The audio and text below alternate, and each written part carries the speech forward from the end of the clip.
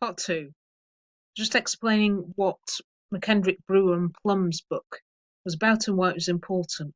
They focused on the 18th century as a consumer society, and in a different way from previous historians of the 18th century who, when they'd been talking about commercialisation, industrialisation, had been focused on the economics of it, what people bought and produced. And this was the first book that pointed towards what became the social and cultural turn in history, that people, historians are much more interested now in why people bought what they did, what was taste, what was desire, what was driving consumerism, rather than just the facts and figures of it. So it's an important book in that respect, in marking that change.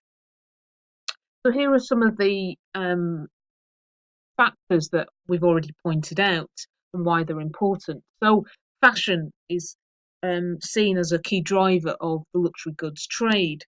And here we have quite a few critiques of fashionable pretensions. So, quite common in cartoons and also in novels is the idea of a country girl who goes to the city to make her fortune and comes back. And here we have a mother amazed at the sight of her daughter. She can't recognise her because she's come back to her country house and got a simple looking woman, and her daughter is now with a huge wig and silk dress, and she's got a servant with a little dog. And so it's caricaturing this sort of social pretensions of the lower classes to become upper class. And it's not just women who are satirised, men are satirised as well. So on the right hand side, we see the macaroni. Um, Again, quite a derogatory term associated with effeminate men. So men who are seen as French or Italian are seen as effeminate and therefore not British, whereas the British taste is to be refined and not extravagant. Any men who were seen as dressing up into luxurious clothes and with big wigs and satins are seen as not British. And it's critique. I mean, it's a critique of masculinity and gender as well as people's sense of identity. But all this is surrounded with this idea that you're pretending that you're someone you're not by dressing up in luxury clothes. Consumerism is a major feature of the 18th century, and what we see in newspapers is that newspapers drive a lot of this desire for luxury goods. So advertising is a key feature of an 18th century newspaper. If you go to British Library 18th century newspapers online, look at the front page of a newspaper, what you'll see is that the front page is not news, it's adverts.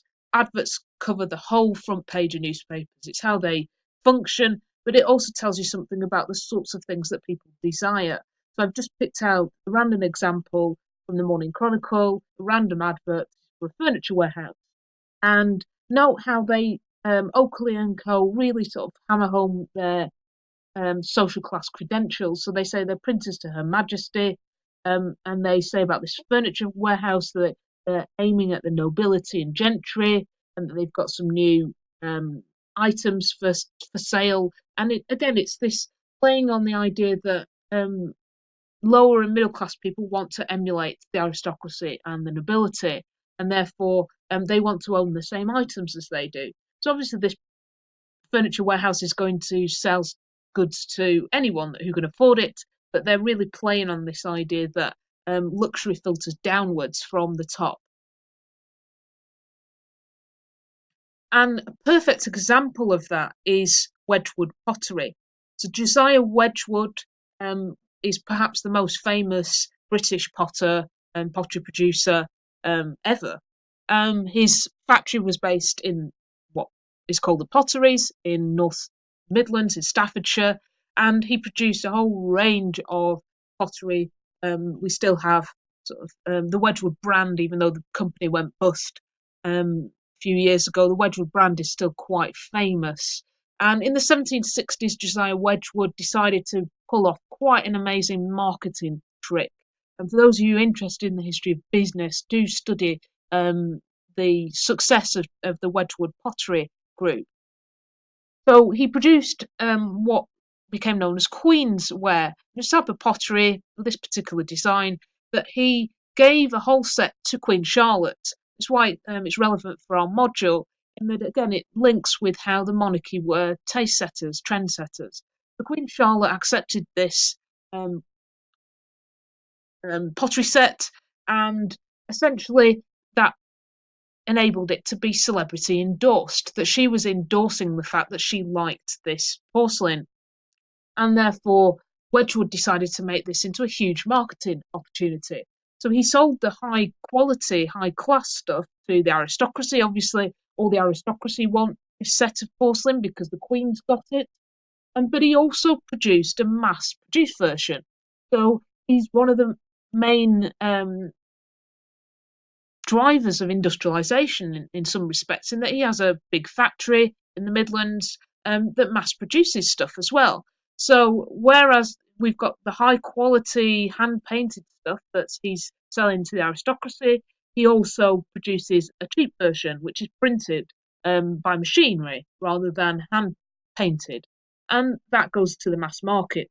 So he's exploiting this idea that again people want to emulate the aristocracy and the monarchy, and so Queensware becomes very popular because you can access a cheap version and it makes a lot of money for the company.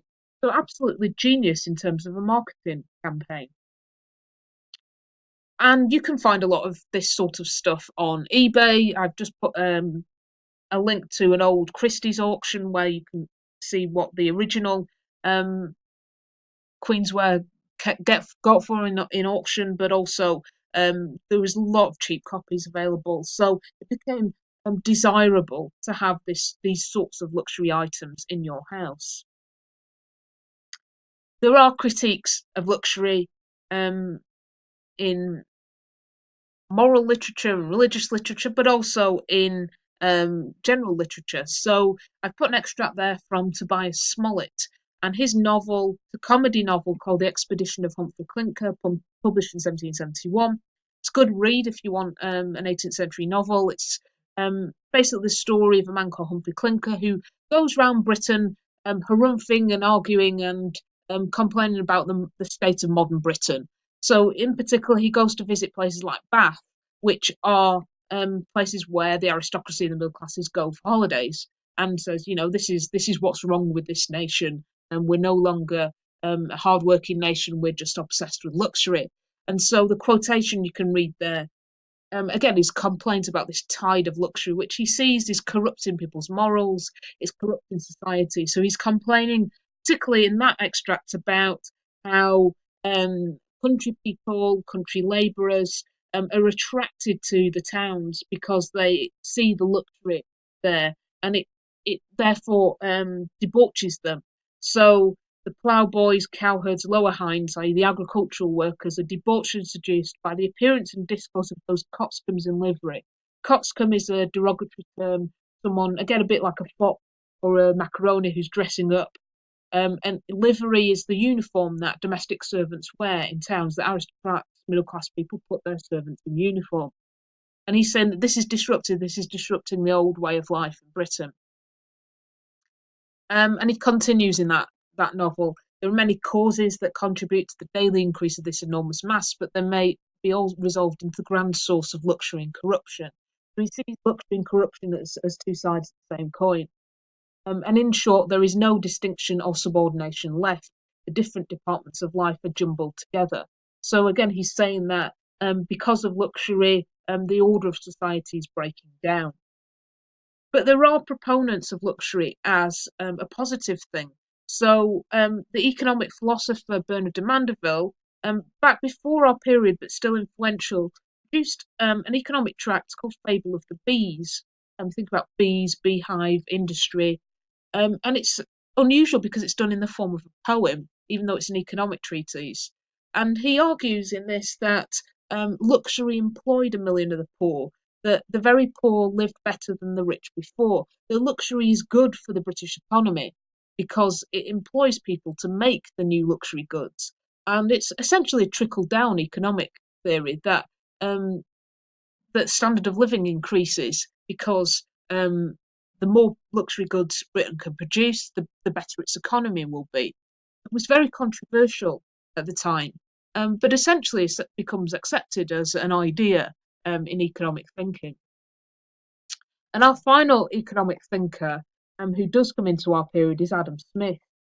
And Adam Smith, Scottish philosopher, wrote probably one of the most famous economic books, The Wealth of Nations, in 1776, which is seen as the founding text of free trade capitalism. He promotes the idea that the British economy and the world economy shouldn't be bound up with state regulation or protectionist legislation, that the economy should be run by self interest and individual liberty, and this will make sure that people have rising real wages, because he argues that the market will regulate itself. It doesn't need protectionist legislation. It doesn't need the state intervening in what businesses can and cannot do. But in effect, what again, this is a very famous phrase, you might have heard it, the invisible hand of the market will regulate itself. It doesn't need the state to regulate wages and prices. The market will regulate itself according to demand and supply. So this becomes very influential. It takes a few years for Smith's theories to be read, but by the early 19th century, Smithian economics is quite well accepted amongst a lot of merchants and manufacturers. Why there's a big debate about the Corn Laws in 1815, because there's so many proponents of free trade that see the Corn Laws as restrictive.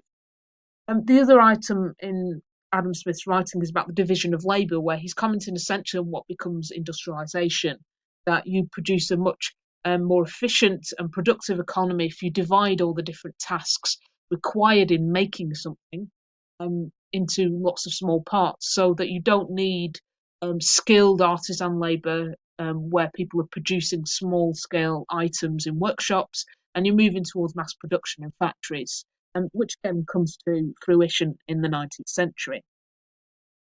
So there's some of the main economic theories in the 18th century that back why this period is so important for the development of this idea of luxury and consumerism, and importantly that this is seen as coming from top down, that the monarchy and the aristocracy are seen as proponents of luxury goods and spending.